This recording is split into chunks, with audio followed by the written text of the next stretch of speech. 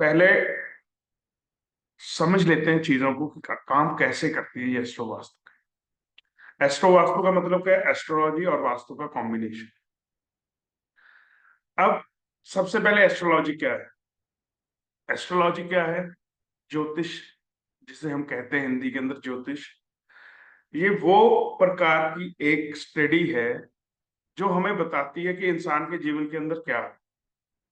बहुत तरह की बहुत अलग अलग पद्धतियां हैं। पराशरी है, केपी है, अपने जेमिनाई है। ऐसे अलग अलग तरह की पत्नी है, जैसे कि हमने आ रहे लाल किताब है। तो अलग अलग तरह से हम एस्ट्रोलॉजी को पढ़ते हैं, मतलब ग्रहों के गोचर को और ग्रहों के उस वक्त को जब आपका जन्म होता है वो आपको क्या दे रहे हैं, वो हम एस्ट्रोलॉजी के अंदर पढ़ते हैं। एस्ट्रोलॉजी एक ऐसी स्टडी है, एस्ट्रोलॉजी एक ऐसा वरदान है हमारे लिए, जो हमारे पराशर मुनि जी हमें 5,000 साल पहले देखेंगे। ये एक ऐसा टूल है, एक ऐसा मैथमेटिक्स है, ऐसी कैलकुलेशन है एस्ट्रोलॉजी कि आप कुछ भी इससे पता कर सकते। कुछ भी होने वाला, कुछ भी बीत गया हो, कुछ आने वाले समय में क्या होगा, वो सब कुछ एस्ट्रोलॉजी आपको बता सकती है। ये एक ऐसा टूल है एस्ट्रोलॉजी। अगर किसी इंसान को सच में समझ आ जाए कि ग्रहों को पढ़ना कैसे, ग्रहों की चाल को कैसे पढ़ना है, तो उस इंसान के पास वो हथियार है जिसे वो किसी भी चीज को मात दे सकता है। एस्ट्रोलॉजी एक ऐसा टूल है। लेकिन अगर मैं ये कहूं आपको कि आप 1 महीने, 6 महीने, साल, 2 साल, 3 साल, 5 साल, 10 साल में एस्ट्रोलॉजी को खत्म कर दोगे, पढ़ लोगे, नहीं। सारी उम्र लग जाएगी तो भी ये खत्म होने वाली चीज नहीं। इतना बड़ा सब्जेक्ट है एस्ट्रोलॉजी।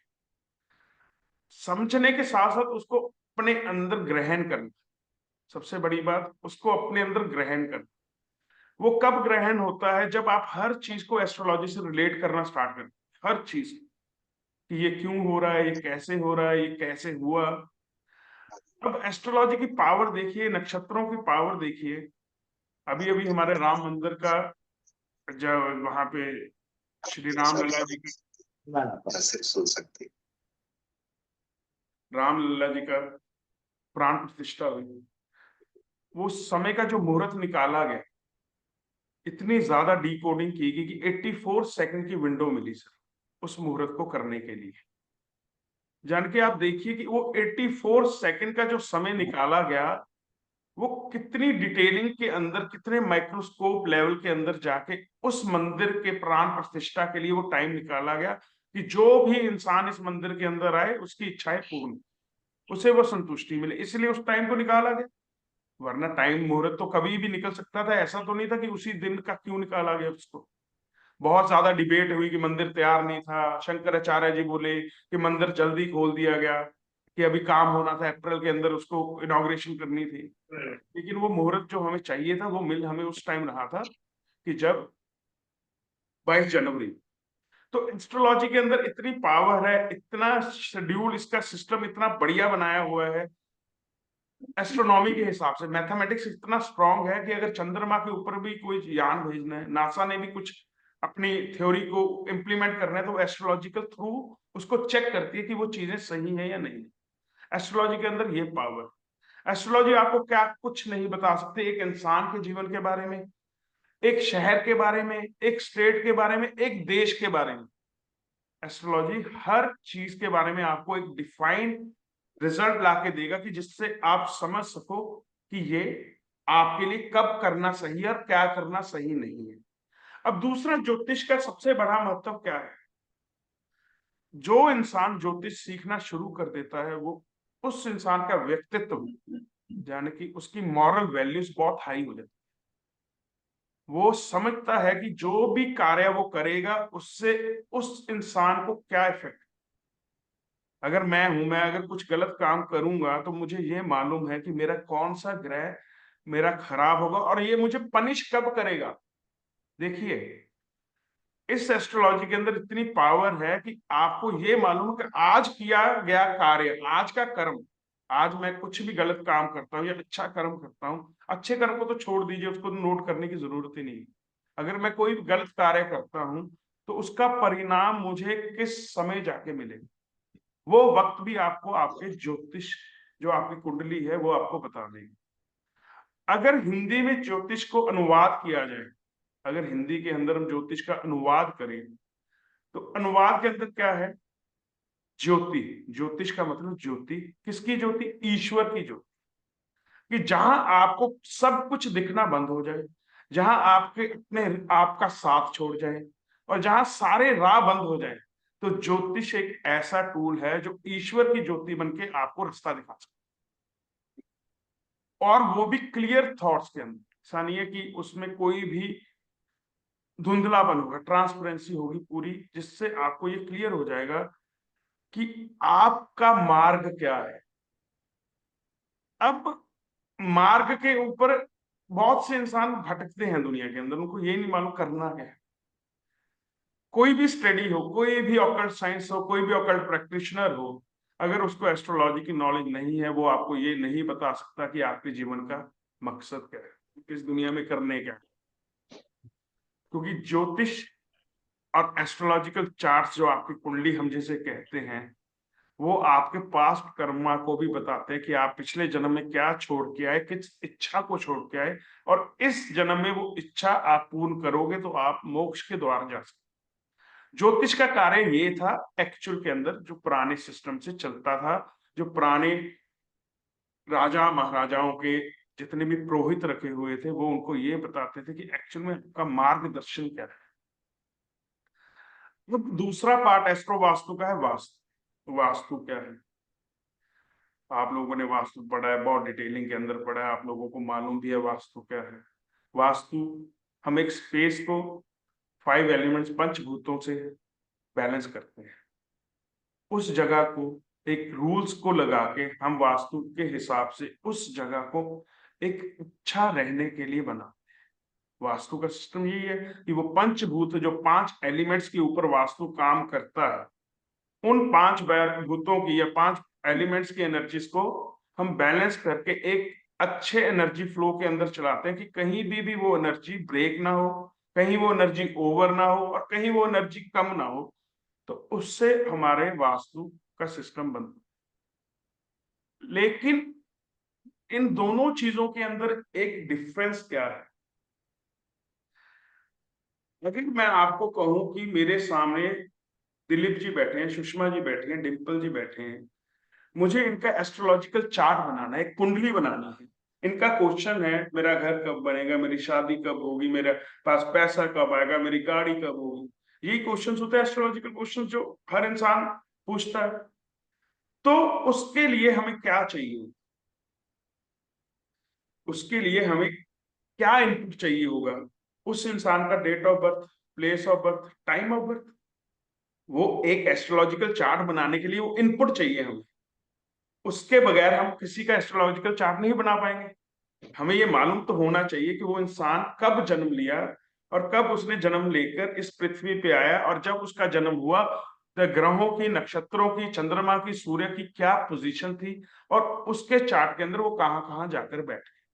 ये हमारा इनपुट हुआ एस्ट्रोलॉजिकल चार्ट्स के अंदर। और जब हमारे पास वो इनपुट मिलता है, तो हम उस इंसान के बारे में सब कुछ बता सकते हैं। जितनी भी नॉलेज मुझे हो या आपको हो, जितनी भी एस्ट्रोलॉजी की नॉलेज होगी, उस हिसाब से उसको देखते हुए हम उतनी ही अपनी प्रेडिक्शंस या उसको उतना ही बता पाएंगे कि जितना हमें मालूम है। अब बात आती है वास्तु की। अगर मैं किसी घर का वास्तु करता हूं, मैं किसी के घर के अंदर वास्तु करने चला जाता हूं, तो मेरे पास इनपुट क्या है? मेरे पास कोई इनपुट नहीं है। मेरे पास एक बेसिक नॉलेज है। 32 डायरेक्शन, 16 डायरेक्शन, 32 एंट्रेंसेस है, 16 डायरेक्शन है। मेरे को ये मालूम है कि नॉर्थ ईस्ट में मंदिर होना चाहिए। मेरे को ये मालूम है नॉर्थ के अंदर आप प्लांट्स लगा सकते हो, इसके अंदर सूर्य देवता जी को लगा दीजिए, आप यहाँ कर दीजिए। मेरे पास वो नॉलेज है। लेकिन वास्तु करने के लिए मेरे पास इनपुट कहाँ है? कि मेरे को डिम्पल जी का वास्तु करना है, मैं इनपुट कहाँ से लेके आऊं कि डिम्पल जी को कौन सा वास्तु सेट आएगा? अगर मैं आपसे सवाल पूछूं कि ठीक है, वास्तु एक बहुत बड़ी फील्ड है, और उसके हिसाब से अगर वास्तु के एक बेसिक नॉलेज को मैं, पूरी दुनिया की आबादी 700 करोड़ है, 7 अरब लोग हैं, तो 7 अरब लोगों के ऊपर मैं एक ही पॉलिसी को कैसे इंप्लीमेंट कर सकता हूं? अगर मैं स्टैट्स की बात करूं, अगर जनरल नॉलेज अपनी हल्के से दिमाग को साइड में रख के दिमाग लगाऊं कि मैं एक ही चीज को 700 करोड़ लोगों के ऊपर कैसे इंप्लीमेंट कर सकता हूं, तो वहां पे मेरा डाउट और बढ़ जाता है कि हाँ यार, एक ही चीज के ऊपर मैं कैसे 700 करोड़ों के लोगों के ऊपर लगा दूंगा कि हाँ भाई तू भी यही बना ले, तू भी यही बना ले, तू भी यही कर दे। यानी कि इसका मतलब तो पूरी लोकेलिटी का नक्शा एक जैसा हो गया। बस हाँ, किसी का रूम साउथ में होगा, किसी का नॉर्थ में हो सकता है, किसी का रूम वेस्ट में हो जाएगा, जो अच्छी डायरेक्शन है। तो इनपुट देने के लिए तो हमारे पास उसके अंदर कुछ नहीं है। तो फिर वहां पे जो हमारे टीचर्स गुरु जो आज से 200 साल 150 साल से प्रैक्टिस कर रहे हैं, इस चीज के ऊपर रिसर्च कर रहे हैं, तो उन्होंने पिछली किताबों को खोला, पुरानी किताबें जितने भी क्लासिकल टेक्स्ट थे, जितने भी वेदास लिखे हुए हैं, जितने भी लोगों ने इसके ऊपर रिसर्च, उनको पढ़ा।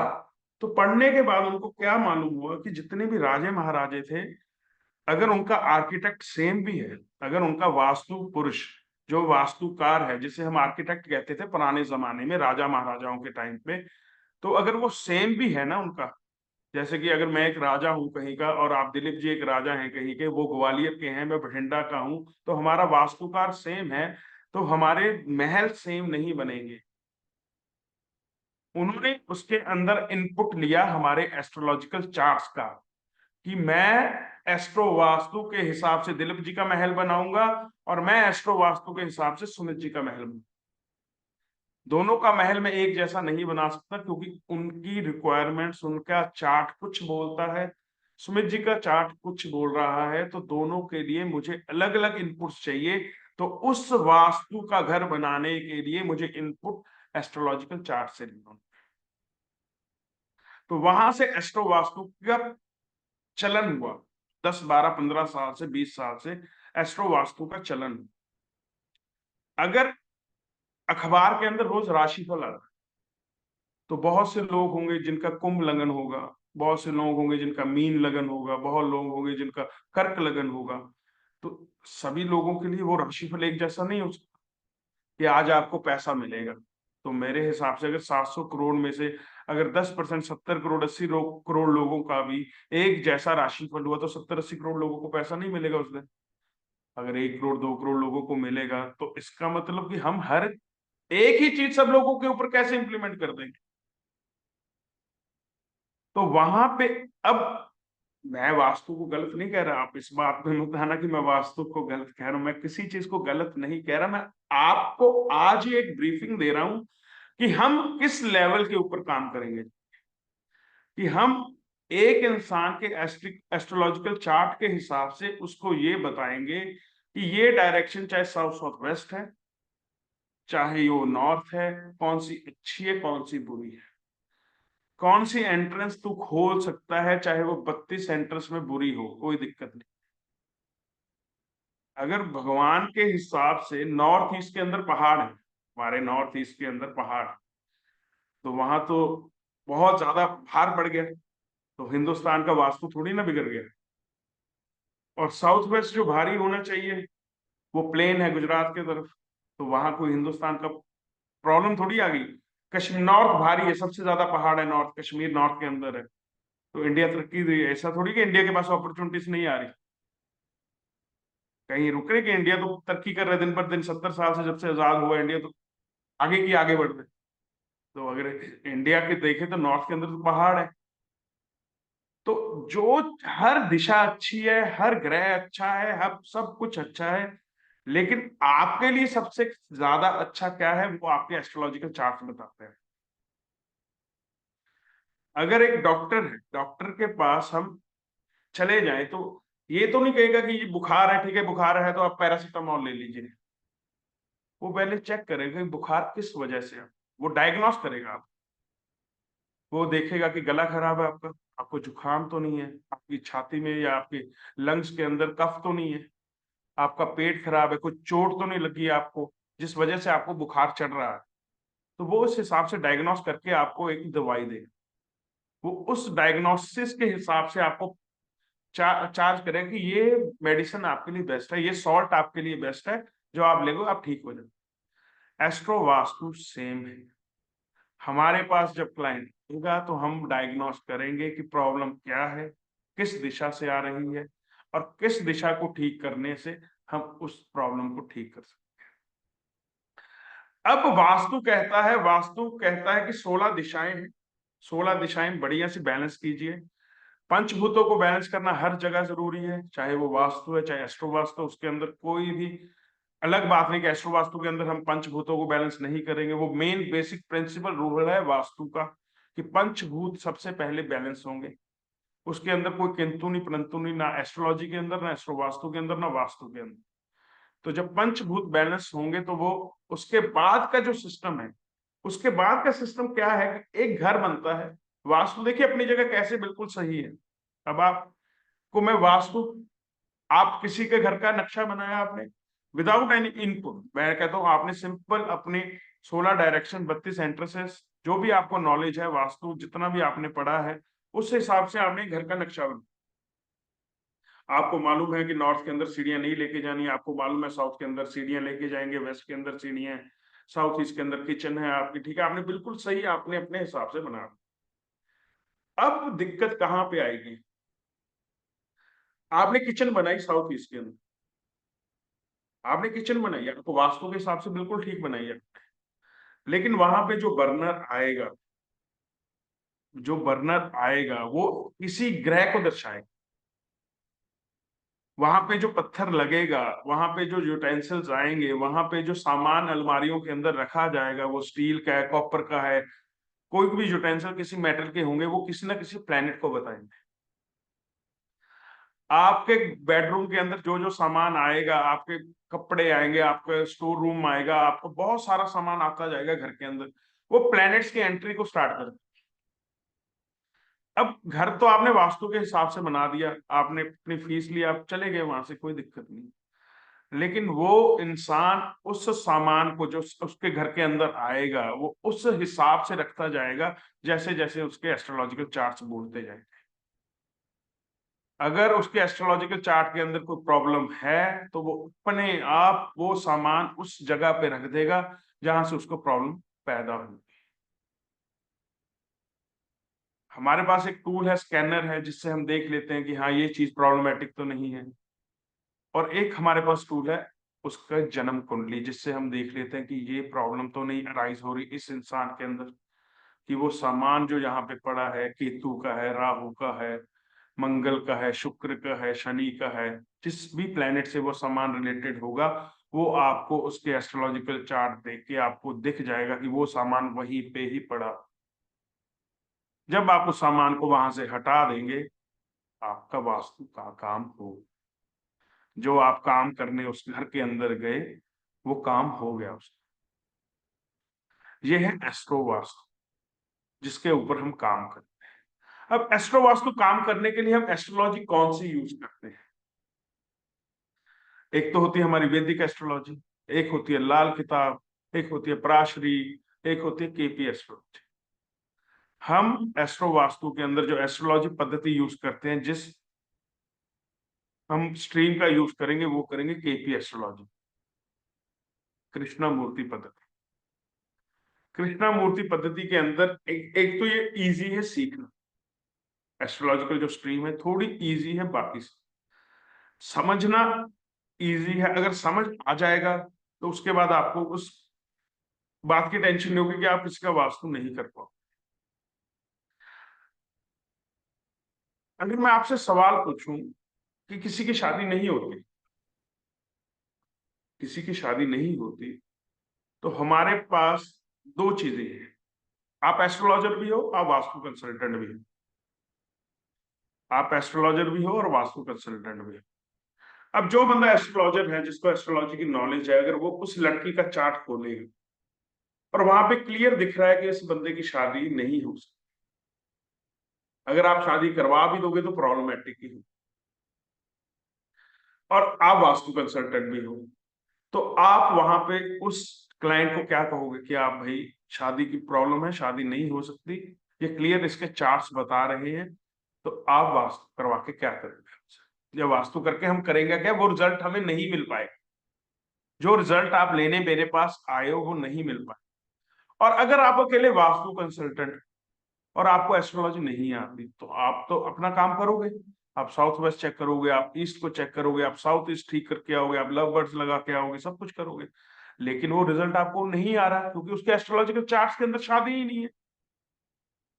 तो वहां पे क्या हो रहा है, वहां पे क्या हो रहा है कि वास्तु खराब है जी, वास्तु कंसल्टेंट खराब है जी, इसको आता नहीं जी, वास्तु काम नहीं करता जी, वास्तु ऐसे है, ये है वो।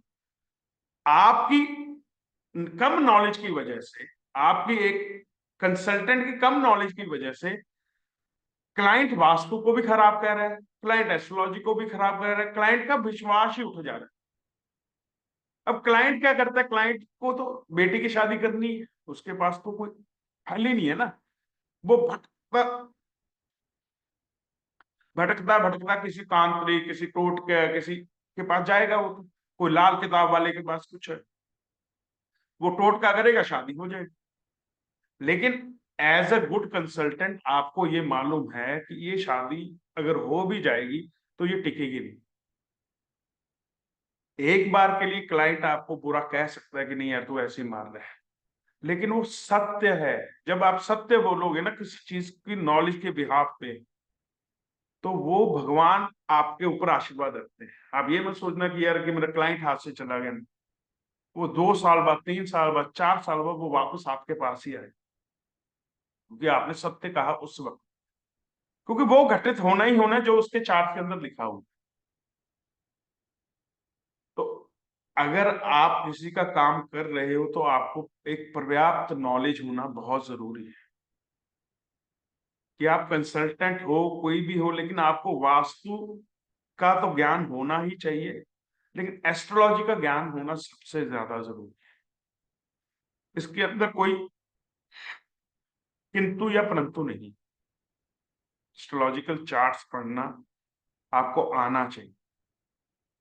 ऐसा नहीं है कि आप महीने, 2 महीने, 3 महीने, 6 महीने में प्रॉपर एस्ट्रोलॉजर बन जाओगे, लेकिन हाँ, ये कोर्स करने के बाद 15-20 दिन बाद, महीने बाद, 200-250 कुंडलियां देखने के बाद आप इतने तो एस्ट्रोलॉजर बन जाओगे कि आप एक कुंडली देख के ये बता सकते हो कि इस इंसान के जीवन में क्या चल रहा है। तो उतना तो कम से कम आना ही चाहिए, इतनी नॉलेज तो कम से कम आप लोगों के पास होनी ही चाहिए। आपका कोई सवाल है किसी का, बताइए मेरे को इस चीज को लेके।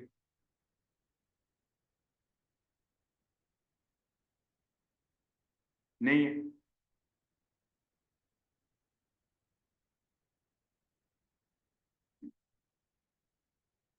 समझ में आ गया बात मैं क्या समझाना चाहता हूँ आपको? अब हम इस कोर्स के अंदर पढ़ेंगे क्या?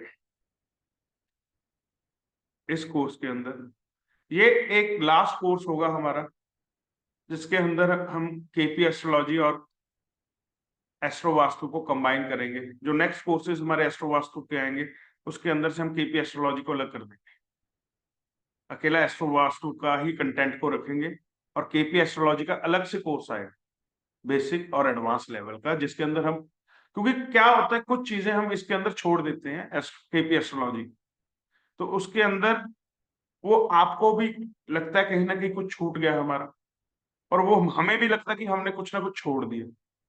तो जो नेक्स्ट कोर्सेज आएंगे एस्ट्रो वास्तु के, उसके अंदर अकेला एस्ट्रो वास्तु का ही कंटेंट, कि एस्ट्रो वास्तु को आपने कैसे एप्लीकेबल करना है।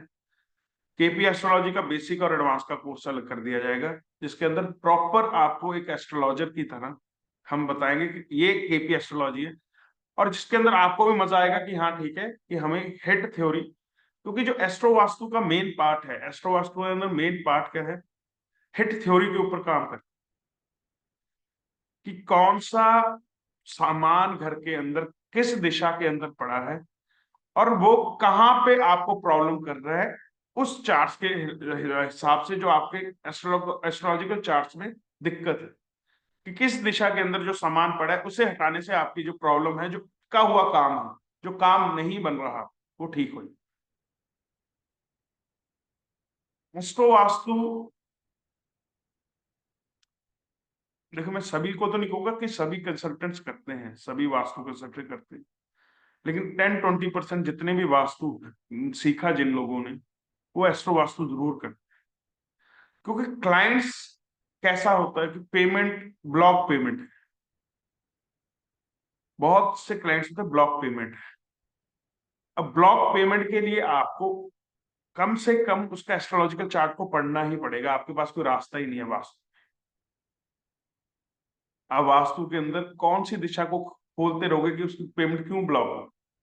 आप साउथ ईस्ट चेक कर सकते हो, ज्यादा से ज्यादा साउथ वेस्ट चेक कर लोगे कहाँ पे प्रॉब्लम, लेकिन वो चीजें आपको नहीं मिलेगी। जैसे कि एक नेल कटर, नाइफ, कोई कटिंग का सामान अगर किस दिशा में पड़ा है तो हम इग्नोर कर देते हैं एज अ वास्तु कंसल्टेंट, ठीक है पड़ा है पड़ा रहने दो क्या है। लेकिन जब आप एस्ट्रो वास्तु को स्टडी करोगे तो आपको समझ में आएगा एक एक एक चीज जहां जहां पे पड़ी है वो प्रॉब्लमेटिक हो सकती है। ये एस्ट्रो वास्तु की ब्यूटी है। आधे आधे घंटे के अंदर आपको रिजल्ट मिल सकता है, आधे आधे घंटे के अंदर, अगर आपने उस प्रॉब्लम को उसके एस्ट्रोलॉजिकल चार्ट से पकड़ लिया और आपने उस घर के अंदर उस चीज को ठीक कर दिया, तो आपको आधे घंटे एक घंटे के अंदर भी रिजल्ट मिल सकता है, इससे ज्यादा टाइम लगता नहीं। अब जो पढ़ने का हमारा सिस्टम होगा इसके अंदर, केपी एस्ट्रोलॉजी, जो मैंने आपको पहले बताया कि हम इसके अंदर जो पद्धति पढ़ेंगे, जिस स्ट्रीम को एस्ट्रोलॉजिकल स्ट्रीम को हम पढ़ेंगे वो है केपी एस्ट्रोलॉजी। केपी एस्ट्रोलॉजी के अंदर सबसे पहले हम जीरो से स्टार्ट करेंगे, 12 घर, 9 घर, प्लैनेट्स, 9 प्लैनेट्स, 12 घर। फिर केपी एस्ट्रोलॉजिकल चार्ट क्या होता है, कैसे दिखता है, कैसे उसको पढ़ा जाता है, उसके अंदर मैरिज क्या है, ब्लॉक पेमेंट क्या है, कब बच्चे की शादी कैसी होगी, नया बच्चा जन्म लेना है, जितने भी पार्ट्स होते हैं, जितने भी क्वेश्चंस हैं वो एक एक करके हम उसके अंदर कवर करते जाएंगे। फिर उसके अंदर हम हिट थ्योरी के ऊपर काम करेंगे, जो सबसे मेन पार्ट है आपका एस्ट्रो वास्तु, कि हिट थ्योरी के अंदर कैसे किस प्लेनेट को कहाँ पे शिफ्ट करके आपके चार्ट के हिसाब से हम उसके पॉजिटिव रिजल्ट ले सकते हैं। आपके जो प्लैनेट्स आपके कुंडली के अंदर हैं उनके पॉजिटिव रिजल्ट्स कैसे ले सकते हैं। तो अब हम सबसे पहले स्टार्ट करते हैं अपने 9 प्लैनेट से, या 12 घरों से करते हैं। प्लैनेट्स हम कल या परसों करेंगे, जब 12 घरों से करते हैं सबसे पहले।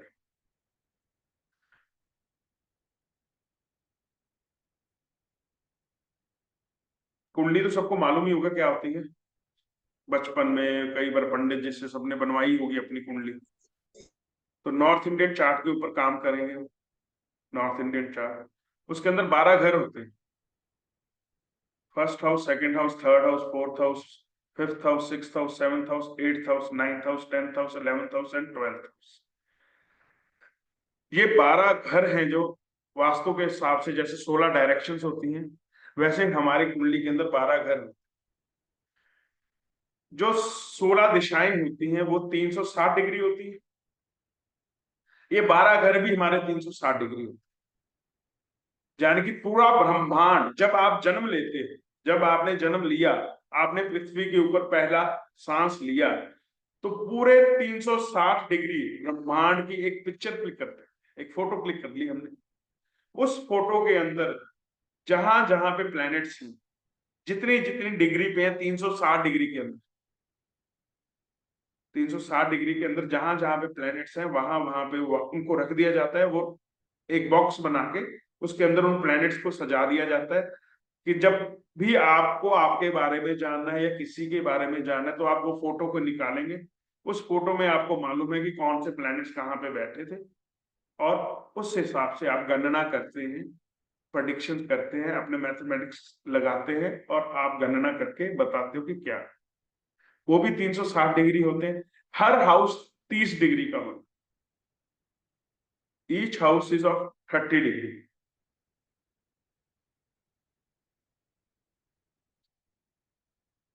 पहला घर, अब ये 12 घर होते हैं क्या? 12 घर आपके जिंदगी के जितने भी सवाल हैं, आपके जीवन के जितने भी सवाल हैं, आपके जीवन के जितने भी कंटेक्स्ट हैं, जो भी है वो 12 घरों के अंदर छिपा हो।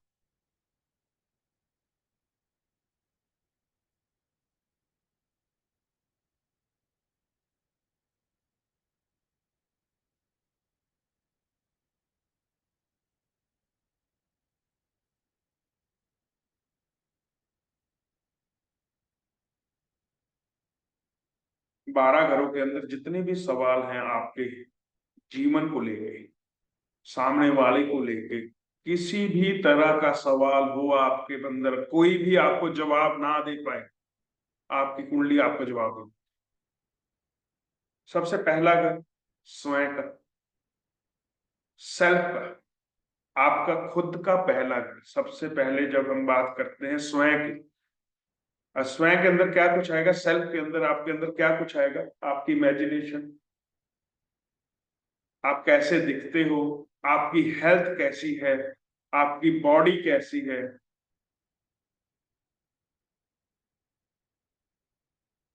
अगर आपको किसी के बारे में जानना है कि वो कैसा है, तो उसका पहला घर उसको बताएगा कि वो कैसा है, उसकी बॉडी कैसी है, उसकी हिम्मत कैसी है, मतलब हिम्मत का इन द सेंस कि उसकी बॉडी की इमेज कैसी है,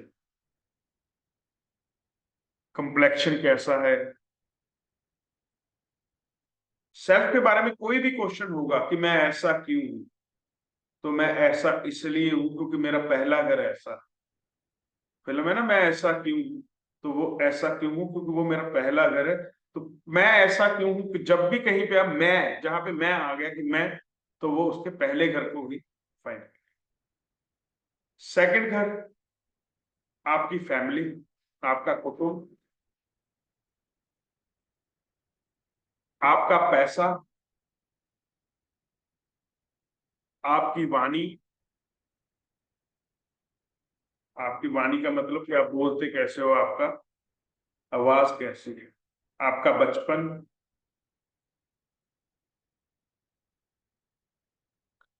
जित्र पैसे का मतलब इसके अंदर देखिए डिफाइन करना दो चीजों को। सतेंद्र जी नमस्कार। पैसे को डिफाइन करना कि पैसा जो आप इकट्ठा करते हो सारे कार्य करके, बैंक के अंदर जो डाल देते हो एफडी के रूप में, एक्यूमुलेटिव वेल्थ, जो साथ के साथ कैश हो सके, प्रॉपर्टी नहीं आएगी इसके अंदर कभी भी, जो साथ के साथ कैश हो सके आपका पैसा, वो पैसा।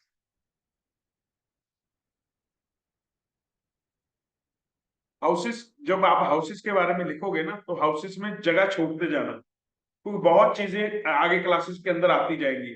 ये भी सेकंड हाउस से रिलेटेड है, ये फर्स्ट हाउस से रिलेटेड है, तो आप एक जगह इकट्ठा, क्योंकि बहुत चीजें होती है, जैसे जैसे क्लासेस चलती जाएंगी वैसे वैसे याद आता रहेगा, मैं आपको बताता जाऊंगा कि कौन सी चीज किससे रिलेटेड है।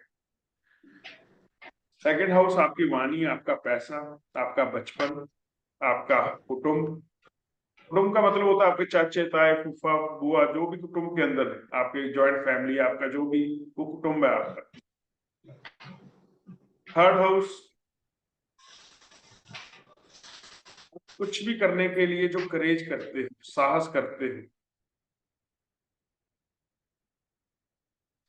करेज, साहस, प्रेजेंटेशन, मोटिवेशन,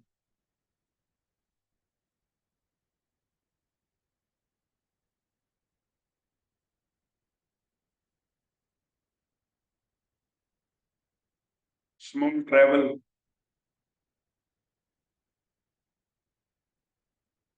आपके छोटे भाई बहन।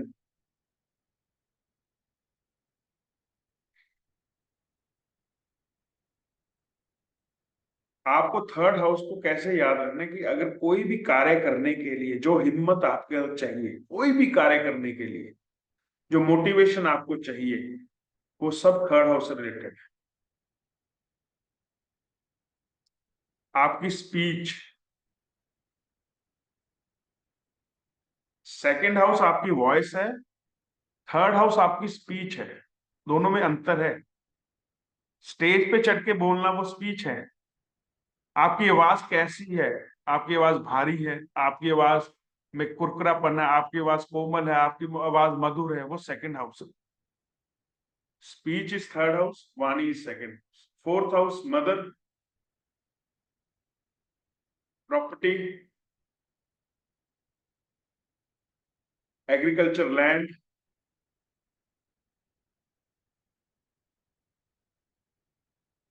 Piece of mind, peace of mind,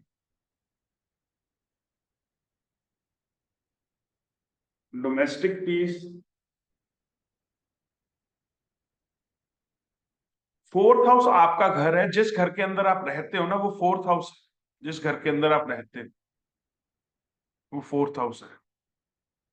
relation के लिए मदर। फिफ्थ हाउस आपके बच्चे, लव, प्यार, लर्निंग,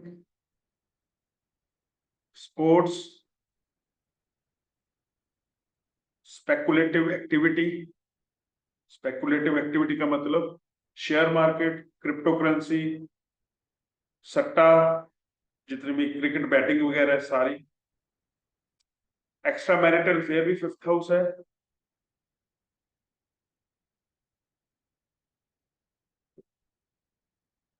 जब हम बात करेंगे क्लास के अंदर, बात करेंगे प्रोफेशन को लेके, तो जितने भी हाउसेस से लेके प्रोफेशंस है अलग अलग, तब मैं आपको बताऊंगा। लेकिन अब मोटा मोटा अगर इस हाउस को हम पांचवें घर को कहते हैं, तो बच्चों के लिए इस घर को गिना जाता है आपके बच्चे, आपका प्यार, आपका लव अफेयर्स, स्पेकुलेटिव एक्टिविटीज, और सबसे बड़ी बात जो आपने इस हाउस के लिए लिखनी है, आपका इम्यूनिटी आपकी फिफ्थ हाउस है, इम्यूनिटी।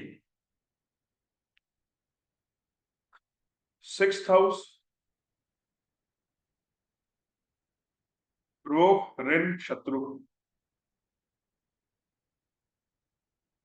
बीमारी, कर्जा और एनिमी। बीमारी, कर्जा और enemy. Job, job is sixth house.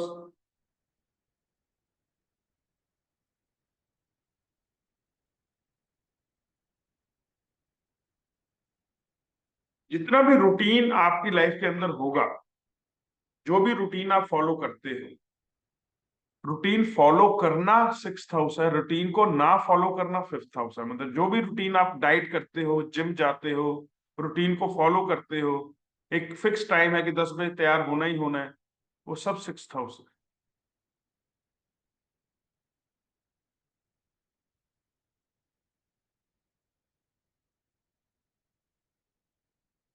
Seventh house is your partner. Partner आपकी वाइफ, स्पाउस, आपके लीगल पार्टनर्स, जितने भी लीगल पार्टनर्स हैं आपके। अगर किसी बिजनेस के अंदर कोई पार्टनरशिप है, वो सेवंथ हाउस हो गया, जो भी बिजनेसेस के अंदर हम पार्टनरशिप करते हैं।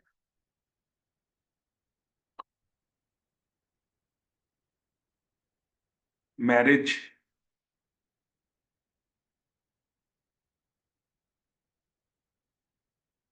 एट्थ हाउस,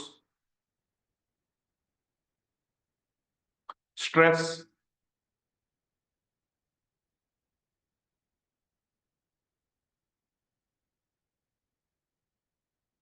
जिंदगी के अंदर कोई भी प्रॉब्लम आएगी, आपको आठवां घर वहां पे अवेलेबल हो, कोई भी प्रॉब्लम आएगी,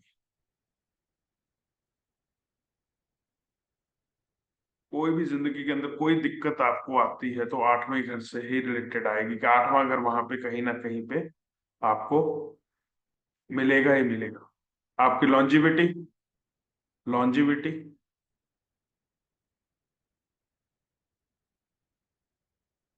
आप आठवें घर को समझना है तो आप लिख सकते हो मृत्यु तुल्य कष्ट। मृत्यु तुल्य कष्ट, जो भी आपसे छुपा हुआ है, जो भी अंधेरे के अंदर है, कुछ चीजें हमें नहीं दिखाई देती ना, पर वो आपके साथ घटित होती हैं, वो आठवां घर है।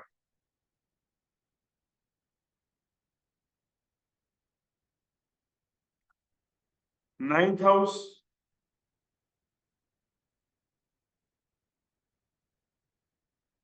गुरु, टीचर, फादर,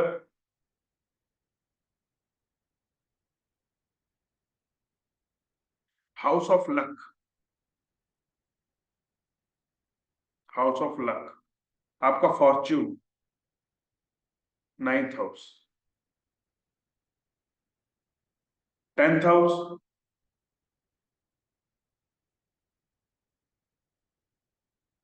कर्म, प्रोफेशन।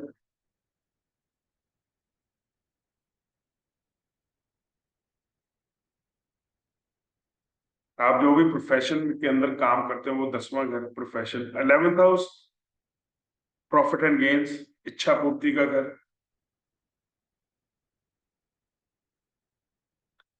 इच्छा पूर्ति का घर।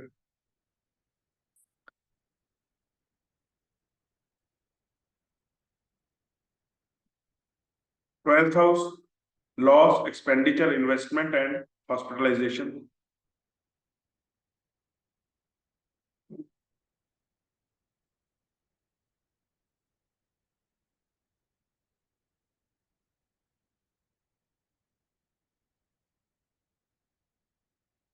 बारह घर हो गए। 12 घरों को मैंने आपको सिर्फ 10 मिनट के अंदर हल्का हल्का बताया 12 घर क्या है। अब इन 12 घरों को समझने की कोशिश कर। कोई भी मेरे पास आया, कोई भी मेरे पास आया, वो मुझे क्या कहता, मैं बीमार हूं, मैं बीमार हूं। तो मेरे दिमाग के अंदर कौन सा घर गया? 6th house. सीधा है। मैं बीमार हूं, मेरा ऑपरेशन हुआ, कौन सा? 6 एंड 8। 8th हाउस है सर्जरी, 6th हाउस, छठा घर बीमारी है, 8वां घर ऑपरेशन है। छठा घर बीमारी है, 8वां घर क्रॉनिक बीमारी है। घरों को समझना सबसे ज्यादा जरूरी है। अगर आप एक्चुअल में सही एस्ट्रोलॉजर बनना चाहते हो तो आपको घरों के बारे में बहुत ज्यादा नॉलेज होनी चाहिए, क्योंकि इतने सारे क्वेश्चंस होंगे, इतने सारे क्वेश्चंस आएंगे, वो जब तक आप किसी घर के साथ कनेक्ट नहीं कर पाओगे उनको, तो आपको समझ में नहीं आएगा मैं किस घर को पकड़ूं या किस ग्रह को पकड़ूं। क्योंकि जब हम आगे बढ़ेंगे, इन 12 घरों को 9 ग्रह रूल करते हैं, इन 12 घरों को 9 प्लैनेट्स रूल करते हैं, उसके आगे 27 नक्षत्र रूल करते हैं। तो जब हमारी स्टडी जाएगी वो नक्षत्र लेवल के ऊपर जाएगी। पहले प्लेनेट आएगा, फिर उसका नक्षत्र लेवल आएगा। अगर मैं, मेरे पास क्लाइंट आता है, वो कहता है मैं बीमार हूं, मेरा ऑपरेशन हुआ है, 6 और मेरे पास क्लाइंट आता है, मैं बीमार हूं, मैं उसकी कुंडली देखता हूं, मेरे को 8वां घर साथ में दिखता है, तो मैं उससे क्या कहूंगा, भाई तेरा ऑपरेशन होने वाला है, तेरी सर्जरी पास में।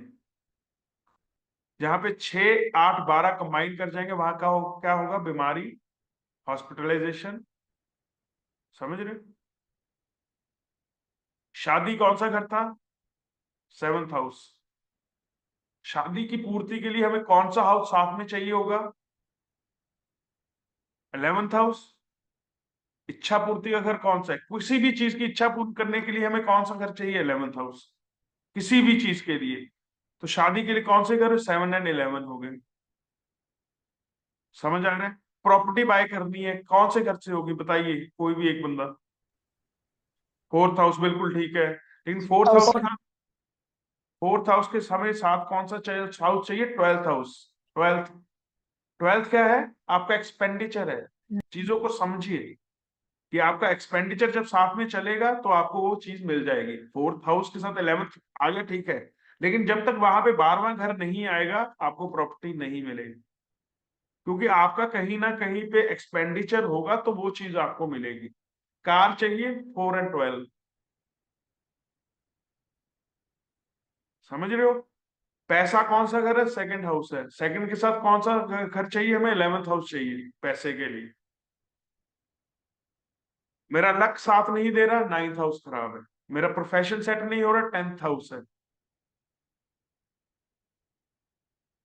हर क्वेश्चन के साथ मेरा वीजा नहीं लग रहा। अब यहाँ पे आगे आगे क्या पढ़ेंगे? जो 3rd हाउस है वो डॉक्यूमेंटेशन का है। 3rd house is for documentation. 9th house is foreign travel. 9th house is foreign travel, 3rd house is documentation. Visa नहीं आ रहा है, 3 एंड 9। वीजा नहीं आ रहा है, 3 एंड 9। मतलब डॉक्यूमेंटेशन में प्रॉब्लम आ रही है, फॉरेन ट्रेवल नहीं हो पा रहा है। फॉरेन सेटलमेंट कौन सा हाउस है? 12th house. Foreign settlement PR किस हाउस से मिलेगी आपको? 12th house. 12th हाउस क्या है? आप 12th हाउस के डीप जाके समझिए 12th हाउस को, या किसी भी हाउस को। आप एक वर्ड से समझ जाओगे क्या क्या चीजें कैसे रिलेट करती हैं। 12th हाउस आपका आइसोलेशन। 12th हाउस आपका अकेलापन। 12th हाउस आपको जेल यात्रा करवाता है। 12th हाउस आपको हॉस्पिटलाइज करवाता है। अब पीआर को 12th हाउस क्यों दिया गया कि आप फॉरेन में अगर परमानेंट सेट होना चाहते हो तो उसको 12th हाउस क्यों दिया गया? कि आप अपनी जगह से, जहां पे आप बॉर्न हो, जहां पे आपने जन्म लिया, आपने उस जगह को छोड़ के आप फॉरेन लैंड, जहां का वेदर अलग है, जहां की आपकी खाने का सिस्टम अलग है, जहां पे बोली अलग है, जहां पे वहां पे मतलब लैंग्वेज का फर्क है। तो जहां पे लैंग्वेज अलग होगी, वेदर अलग होगा, फूड अलग होगा, लोग अलग होंगे, आपका भाईचारा नहीं होगा, आपके लिए एक अलग रेस होगी, मतलब वो वहां पे अलग रेस है, हम अलग रेस हैं। तो जब अलग अलग लोग होंगे तो वो आपके लिए एक जेल यात्रा है। जहां पे आप जैसे लोग नहीं हैं तो आप वहां पे चले गए तो वो 12वां घर पीआर इसीलिए क्योंकि वो आपके लिए जेल यात्रा ही एक तरह की। जहां पे आप सपोज कीजिए अंग्रेज ही अंग्रेज है, आप एक इंडियन हो, आप अपनी बोली में बात नहीं कर सकते, हिंदी में बात नहीं कर सकते, तो वो आपको 12वां घर वहां पे है। अब एक रूल और एस्ट्रोलॉजी के अंदर कि जो एक घर है, अगर मैं खुद हूं, जो मैं जरा कि मैं सेल्फ हूं, तो सेल्फ कौन सा घर हुआ? First house. तो मैं अकेला हूं, कौन सा घर हुआ? मैं अकेला हूं, आइसोलेशन 12वां। तो हर घर का उसका पिछला घर उसे निगेट करता है।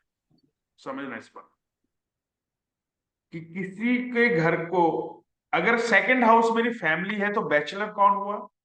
First house. Second house family है तो बैचलर अकेला मैं कैसे हो गया? फर्स्ट हाउस आप हो ना, आप बैचलर हो, आप अकेले हो, आपको देखिए, काल पुरुष की कुंडली को समझते हैं। काल पुरुष की कुंडली क्या है? कृष्ण जी की कुंडली है। जब उन्होंने जन्म लिया, जब प्राशर जी ने सिस्टम को लिखा, प्राशर जी ने एस्ट्रोलॉजी बनाई, प्राशर जी ने एस्ट्रोनॉमी बनाई, तो उनको एक एग्जाम्पल एक्सपेरिमेंट के लिए एक कुंडली चाहिए थी। हर इंसान जब कोई थीसिस को लिखता है, एक पीएचडी करता है, तो एक्सपेरिमेंट के लिए वो कुछ ना कुछ चाहिए होगा उस इंसान को। तो प्राशर जी ने कुंडली ली, काल पुरुष की कुंडली। काल पुरुष की कुंडली उन्होंने ली, तो काल पुरुष की कुंडली के अंदर उन्होंने क्या पाया, क्या देखा उन्होंने, कि जब आपका जन्म हुआ आप अकेले थे। जब आपका जन्म हुआ आप अकेले थे, पहला कि आपने इस दुनिया में जन्म ले लिया, आप आ गए। अब आपको शिफ्ट करना आगे, शिफ्ट करना आगे मतलब 30 डिग्री और आपको लाइफ के आगे चले गए, आपको फैमिली मिल गई, आपको वाणी मिल गई, आप माँ बाप माँ माँ करना स्टार्ट कर दिया आपने। साल 1.5 साल का बच्चा क्या करता है? मैंने क्या क्यों कहा कि सेकंड हाउस आपका बचपन है। काल पुरुष की कुंडली अच्छी होती है जी, काल पुरुष तो स्वयं कृष्ण जी की कुंडली है। तो फर्स्ट हाउस से आपने जन्म लिया, पहला आपने जन्म ले लिया, आपने हॉस्पिटल के अंदर जन्म लिया, आप फर्स्ट हाउस के अंदर आ गए, आप मूव ऑन हो गए सेकंड हाउस के अंदर। सेकंड हाउस के अंदर क्या है? आपकी वाणी, आप माँ, अपने मुंह से माँ बोलना स्टार्ट करते हो, आपको फैमिली मिल गई, आपको चाचा ताऊ बुआ भतीजी भैया मामा सब बोलना स्टार्ट करता है बच्चा एक छोटा। थर्ड हाउस के अंदर वो चलना स्टार्ट, उंगलियां पकड़, करेज आती है उसके अंदर, हिम्मत पैदा होती है। थर्ड हाउस के अंदर उसके अंदर हिम्मत पैदा होती है।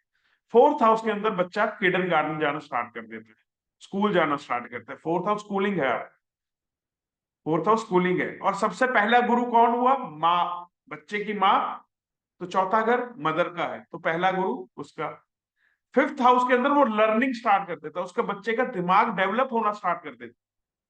फिफ्थ हाउस के अंदर दिमाग लर्निंग पे चला जाता है, दिमाग डेवलप होना स्टार्ट हो जाता है उस बच्चे का। डेवलप होते होते वो 12 13 14 साल की उम्र में आता है और प्यार में पड़ जाता है, स्पोर्ट्स में चला जाता है, स्विमिंग करने लगता है, क्रिकेट खेलना स्टार्ट कर देता है, वो उन चीजों की तरफ स्टार्ट कर। छठे घर के अंदर आता है, वो जॉब ढूंढना स्टार्ट करता है अपने। छठे घर के अंदर जब बच्चा आता है वो जॉब ढूंढना स्टार्ट कर देता है। सातवें घर के अंदर कहाँ चला जाता है? वो अपने स्पाउस के लिए, अपने बेटर हाफ के लिए, अपने पार्टनर को ढूंढना स्टार्ट करता है। जब इतना कुछ हो जाता है इसके दौरान वाइफ भी आ गई, लर्निंग भी होगी, जॉब भी लगी, बच्चे भी 5वें घर से पैदा कर लिए, सब कुछ कर लिया, फैमिली पैसा प्रॉपर्टी सब कुछ करना स्टार्ट कर दिया उस बंदे ने। तो 8वें घर के अंदर वो प्रॉब्लम से जूझना स्टार्ट कर दिया। 8वां घर प्रॉब्लम, 8वां घर मृत्यु तुल्य जीवन है। आप जब 8वें घर के अंदर वो एंटर करता है, उसे मृत्यु तुल्य दुख होता है, मृत्यु आने वाली होती है, मृत्यु को छूता है। तब वहां पे वो कहता है कि मृत्यु के बाद क्या है? देखने जीवन कैसे चलता है इंसान का। वो 8वां घर किसी को 20 साल की उम्र में पता लग जाता है, किसी को 30 साल की उम्र में, किसी को 35 की, किसी को 50 की, किसी को 60 की, किसी को नहीं भी पता लगता। कर्म बहुत अच्छे होते कि 8वां घर वो रियलाइज ही नहीं कर पाता सारी उम्र, बड़े अच्छा जीवन आता है और चला जाता है। लेकिन बहुत से लोगों के जीवन के अंदर वो 8वां घर आता है, जब वो 8वें घर के अंदर कष्ट भोग रहा होता है तब उसको गुरु की याद आती है। गुरु 9वें घर के अंदर जाके मिलेगा उसको। वो फिर वो 9th हाउस के अंदर एंटर करता है, जहां पे वो सवाल करता है कि मुझे अब मृत्यु के बाद क्या मिलेगा। तब वो 9वें घर के अंदर जब एंटर करता है तो वहां पे वो गुरु उसे साधना सिखाता है। साधना 10वां घर है, कर्म आपका, वो साधना है आप। फिर वो 10वें घर के अंदर साधना करता है पूरी अपनी। साधना करने से उसे सिद्धि मिलती है। प्रॉफिट एंड गेन्स कौन से घर से होते हैं? 11वें घर से। और सिद्धि कहां पे मिलती है? 11वें घर के अंदर के जाके। जब उसे सिद्धि प्राप्त होती है तो वो 12वें घर के अंदर मोक्ष प्राप्त कर लेते हैं। ये काल पुरुष की कुंडली है, और हर हमारी भी कुंडली ऐसी ही है, लेकिन हम 8वें घर के अंदर ही आके खत्म हो जाते हैं, हम 9वें घर के पास जाते ही नहीं। ये कुंडली है, ये कुंडली को पढ़ने का सिस्टम, और कुछ नहीं। कैसे पैदा हुआ और कैसे मोक्ष की तरफ जाना है। 12वां घर मोक्ष। तो 12 घरों को हम पढ़ेंगे, जब पढ़ने का बहुत डिटेलिंग में पढ़ेंगे। 12 घर बहुत कुछ आएगा, बीमारी कौन से घर देते हैं, कौन से प्लैनेट्स देंगे बीमारी, कौन से हाउस से क्या होगा, सब कुछ आएगा। कौन सा प्रोफेशन आप चुन सकते हो, कौन, एक एक चीज हर घर से जुड़ी हुई है। एक एक घर, किसी को पॉलिटिक्स में जाना है, किसी को आईएएस अफसर बनना है, किसी को बिजनेस करना है, कौन सा बिजनेस करना चाहिए, हर हाउस के साथ कुछ ना कुछ जुड़ा हुआ। अब एस्ट्रोलॉजी यहाँ पे मदद करती है हमें, यहाँ पे बताती है कि एक्चुअल में हम मोक्ष के लिए इस जीवन पे आए हैं। जो जीवन हमें भगवान ने दिया है वो मोक्ष प्राप्ति करने के लिए दिया है, ऐश और वो करने के लिए नहीं। लेकिन हम उलझ जाते हैं अपने पहले 8 घरों के अंदर। जो पीछे वाले 4 घर हैं जो हमें मोक्ष की तरफ लेके जाएंगे, क्योंकि गुरु चाहिए मोक्ष प्राप्ति के लिए। जो गुरु आपको साधना देगा, जो साधना सिखाएगा गुरु, उसी से सिद्धि मिलेगी। आप जब सिद्धि मिलेगी आप मोक्ष की तरफ अपने आप चले जाओगे। ये 12 घरों का ही सारा खेल है। जो 9 प्लैनेट्स है सब, वो देखो बात, जो 12 घर है वो भी सबके लिए एक जैसे हैं, 9 प्लैनेट्स हैं वो भी सबके लिए एक जैसे हैं। फर्क क्या है? जब आपने जन्म लिया तो आप, जब जन्म लेते समय वो 12वें घर के साथ जो राशि पहले घर के अंदर आपको मिली, किस प्लैनेट के आपके ऊपर अपना हक जमाया जन्म लेने के वक्त। एक प्लैनेट जो सबसे ताकतवर प्लैनेट है वो चंद्रमा। जब आप जन्म लेते हो चंद्रमा सबसे ज्यादा बलवान वही होता है, क्योंकि वही डिसाइड करता है कि आपका जीवन कैसे चलेगा। चंद्रमा एक ऐसा प्लेनेट है, तो वही आपको दशा देता है, कौन सी दशा से आप गुजरोगे, किस प्लेनेट का प्रभाव, जब आपने जन्म लिया किस प्लेनेट का प्रभाव आपके ऊपर, जब उस प्लेनेट की दशा लगती है उस हिसाब से आपका 120 साल का कार्यशर लिखा जाता है कि आपका जीवन ऐसे चलेगा। मैं कहता हूं बहुत खुशकिस्मत लोग होते हैं जिनका 8वां घर एक्टिवेट होता है, क्योंकि वो इतना दुख झेल चुके होते हैं, इतनी प्रॉब्लम झेल चुके होते हैं कि उनको ये समझ आ जाता है कि भाई अपना हल आप ही करना पड़ेगा, कोई नहीं करेगा हमारा हल। तब वो जाके ऑकल्ट के इस लाइन के अंदर आते हैं, ऑकल्ट प्रैक्टिशनर बनते हैं, एस्ट्रोलॉजी को सीखते हैं, फिर खुद के ऊपर इंप्लीमेंट करते हैं। फिर साल 2 साल 3 साल 4 साल 5 साल बाद समझ आ जाती है कि रेमेडी करने की कोई जरूरत नहीं है। बहुत बढ़िया रेमेडीज पड़ी हैं कि जो आप रोज करते जाओगे ना, जैसे जैसे आप एस्ट्रोलॉजी सीखते जाओगे तो आपको ये रेमेडी बस क्या जरूरत ही नहीं है कुछ करने की। क्योंकि 8वां घर एस्ट्रोलॉजी है, और जो इंसान एस्ट्रोलॉजी पढ़ता है उसकी आधी दिक्कतें खत्म हो जाती हैं। ये पावर है एस्ट्रोलॉजी के अंदर। वो क्या कहते हैं, ईश्वर कहते हैं अगर मैंने तेरे को किसी का डॉक्टर बनाया, किसी मरीज का हल करने के लिए बनाया, तो तेरे को मरीज नहीं बनाता। मैं इस बात का तेरे से प्रॉमिस, अगर मैंने तेरे को एक विद्या दी कि तू डॉक्टर बन जा, तू साध बन जा, तो किसी का हाथ पढ़, किसी की कुंडली पढ़ के उसकी प्रॉब्लम ठीक कर सकता है, तो ये मेरा वादा, मैं तेरे को प्रॉब्लम नहीं दूंगा। ये पराशर जी को वरदान दे दिया था उन्होंने कि 8वां घर एस्ट्रोलॉजी को मैं देता हूं कि तू एस्ट्रोलॉजी पढ़, तू लोगों को प्रॉब्लम्स को दूर करना स्टार्ट कर, मैं तेरे को प्रॉब्लम से खत्म कर। एक डॉक्टर, एक मरीज और एक एस्ट्रोलॉजर, तीनों की कुंडली एक जैसी हो, तीनों की कुंडली। एक पुलिस वाला और एक चोर, दोनों की कुंडली एक जैसी होगी। एक टेररिस्ट और एक फौजी सोल्जर, दोनों की कुंडली एक जैसी होगी। बताओ, विधि का विधान देखो। एक डॉक्टर और मरीज की कुंडली एक जैसी होगी। आपको अगर मैं दो कुंडलियां दे दूं, आप ये नहीं बता पाओगे डॉक्टर कौन है मरीज कौन है। है ही कुंडली, क्योंकि दोनों ने हॉस्पिटल जाना था। दोनों ने ही हॉस्पिटल जाना था। एक डॉक्टर बन के चला गया, एक मरीज बन के चला गया। दोनों ने जेल जाना था। एक पुलिस वाला बन के चला गया, एक चोर बन के चला गया। दोनों ने ही बॉर्डर पे लड़ना था। एक टेररिस्ट बन के लड़ रहा है, एक फौजी बन के लड़ रहा है। हथियार दोनों ने उठाने थे।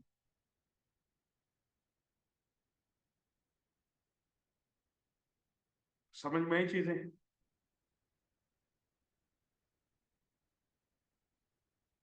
बस फिर आज करते हैं खत्म, कल से करेंगे स्टार्ट 12 घर आराम से, डिटेल के अंदर। कोई क्वेश्चन आप पूछ लीजिए, बाकी बातें करने कर लेते हैं।